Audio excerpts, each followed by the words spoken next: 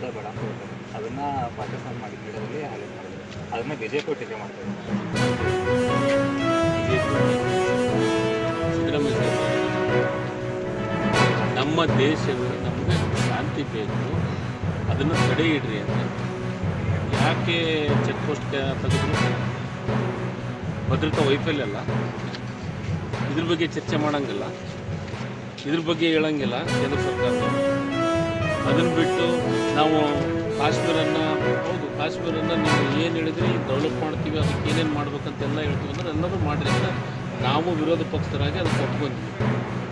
ಈಗ ಅಷ್ಟು ಜನರ ಬಗ್ಗೆ ಕಾಳಜಿ ಇದ್ದರೆ, ನಿಜವಾದ ಪ್ರೀತಿ ವಿಶ್ವಾಸವನ್ನು ತೋರಿಸ್ತಾ ಇದ್ದರೆ ಸರ್ವಪಕ್ಷ ಸಭೆ ಕರೆದು ಅದ್ರ ಬಗ್ಗೆ ಚರ್ಚೆ ಮಾಡೋಕ್ಕೆ ಮೋದಿಯವರು ಬಿಹಾರಕ್ಕೆ ಹೋಗಿ ಚುನಾವಣೆ ಪ್ರಚಾರ ಮಾಡಿದ್ರು. ಅವ್ರಿಗೆ ಚುನಾವಣೆ ಪ್ರಚಾರ ಮುಖ್ಯನ, ಈ ದೇಶದ ಹಿತ ಮುಖ್ಯನ? ಎಲ್ಲದೂ ಚರ್ಚೆಗಳಾಗಲಿ. ಏನೋ ಮುಖ್ಯಮಂತ್ರಿ ಸಾಹೇಬ್ ಅವ್ರು ಹೇಳಿದ್ದು ಬೇರೆ ರೀತಿಯೊಳಗೆ ಅದನ್ನೇನೋ ದೊಡ್ಡ ಬಿಂಬನೆ ಮಾಡುವಂಥ ಕೆಲಸವನ್ನು ಆರ್ ಅಶೋಕ್ ಅವರು ಮತ್ತು ವಿಜೇಂದ್ರ ಅವರು ಮಾಡ್ತಾಯಿದ್ದಾರೆ. ಸ್ವತಂತ್ರ ಹೋರಾಟದ ಬಗ್ಗೆ, ದೇಶದ ಭಕ್ತಿ ಬಗ್ಗೆ BJP ಕಡೆಯಿಂದ ಕಲಿಬೇಕಾದಂಥ ಅವಶ್ಯಕತೆ ಇದೆ.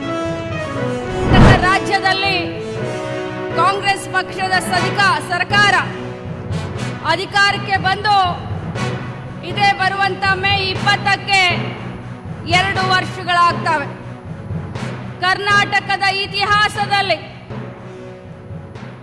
80,000 ಕೋಟಿ ರೂಪಾಯಿ ನೇರವಾಗಿ